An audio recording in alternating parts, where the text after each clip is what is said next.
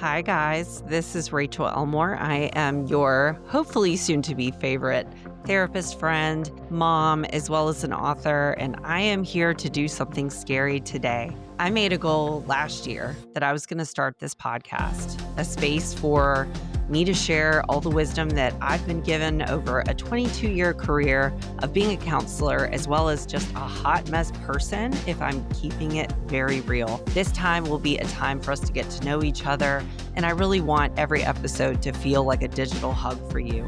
I want you to know as a mom, you're not alone. And I want you to know that this is going to be a place that's not judgmental, but it's going to be a place for you to learn a little bit of the wisdom that clients teach me every single day. Today, it is January 5th of 2026. And I got back from the mountains. We were on a mountain trip with some dear friends of ours. And I had had a conversation with one of my best friends who challenged me to go ahead and record this episode. It's scary, but here I am today. And wanted to fulfill the thing that I had promised to myself, that it was time to put the things that I know out there so that you guys can hopefully, prayerfully benefit from them. So, getting home from a nice trip, unpacking, realizing that now it's time to put all the Christmas decorations away, all the parties are over, and it feels like everybody's sick. It definitely feels like everybody's sick. And time to say, all right, Rachel, it only comes up from here. I spent all day today with moms on different calls with them in therapy sessions, all with sick kids and all coming off the holidays, overwhelmed, overstimulated, wondering if there's some sort of power that January has over us. That I guess most moms that I meet say that they hate January. And I have a few theories. The days are very short. It's cold. It seems like everybody's sick. There's not many events that are scheduled in January. A lot of people are coming down from eating everything they wanted and not feeling the best when it comes from a body image standpoint. And we're wanting to know, like, is January inherently bad? And I don't believe that it is. And in fact, I'm going to argue that it is deep breath pagan to think that January has some sort of power over us. It's just a month. That's all it is to us. It's nothing that is going to determine our moods, our anxieties, as well as the success of the month ahead of us. January might actually be the best month ever. And I've never had that thought before because typically, once I became a mom and realized how much sickness ruled my life when my kids were younger, I had never thought maybe this month could be great, but let's make it great again. But we only do that when we believe that it's not going to take our power away. And look, I'm not talking about that in a way that put crystals or any sort of new age factor. I'm literally talking about God. When we believe that something as silly as the name of a month has power over us, we we do give it our power and we take away the power of the promises that God says for us. God has a lot to say when it comes to, you know, who really has power here. I'm going somewhere with this. So, if you are feeling anxious in January, what do? We also want to acknowledge the fact that you probably have less dopamine in your brain. The Christmas lights are coming down. Now, the focus is probably purging your house of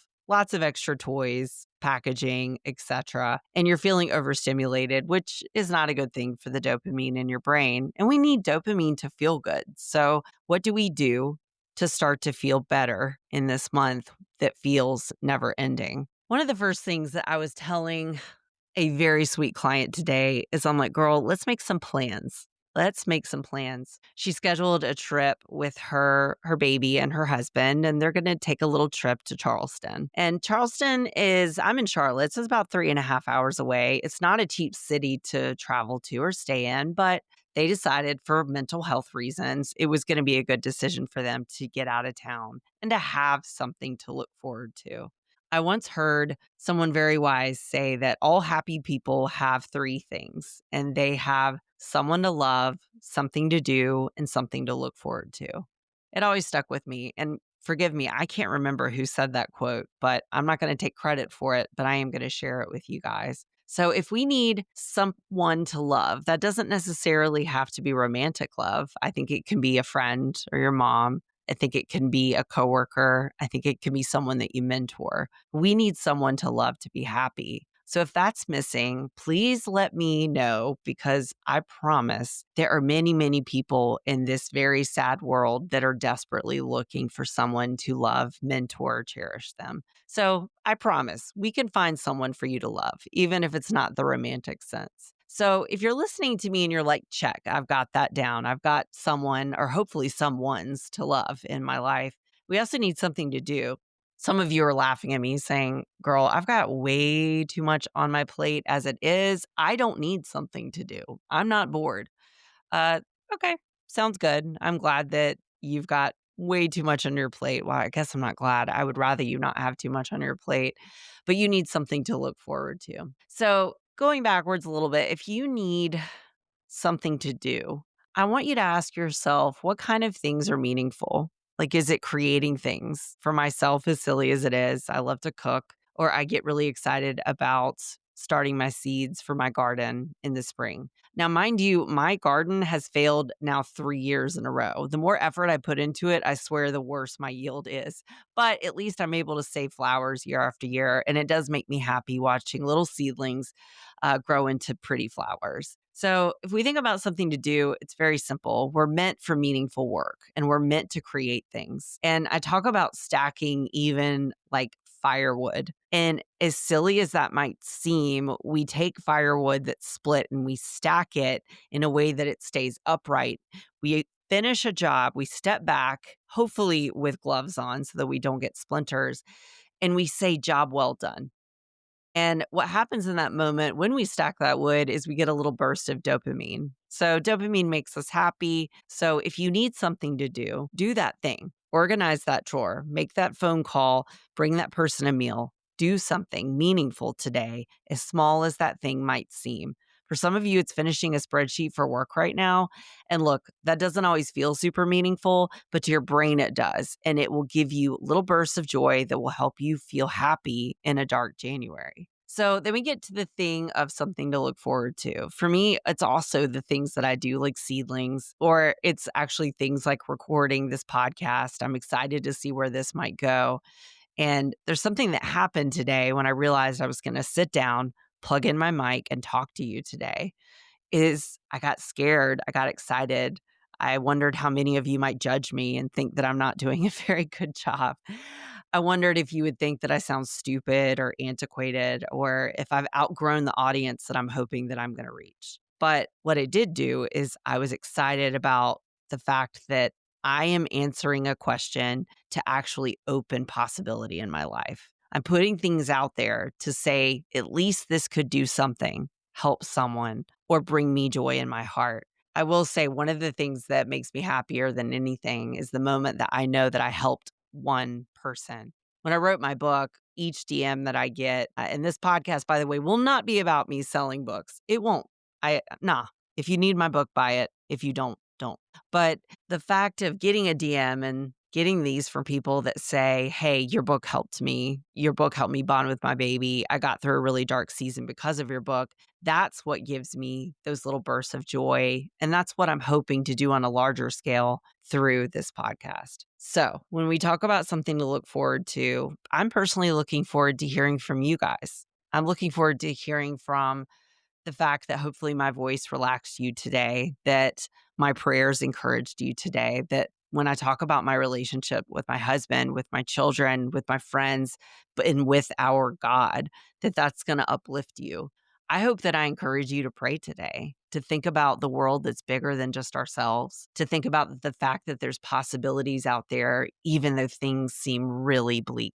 You matter, sister. You matter today. And let me tell you, in this podcast, as we spend time together, I am going to overshare.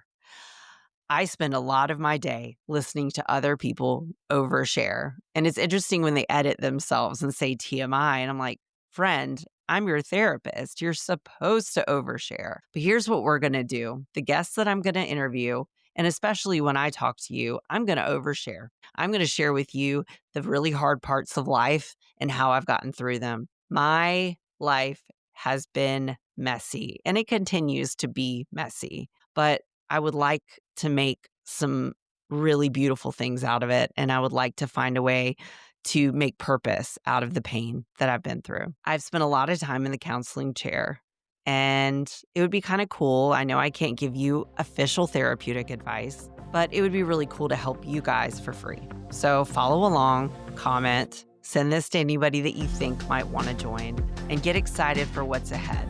Free therapy, big time, the overshare with Rachel. It wasn't as scary as I thought it would be. And I don't know, I feel like excited. Let's get to know each other better. Let me pray for each of you today. God, I pray today over this podcast. I pray over the overshare.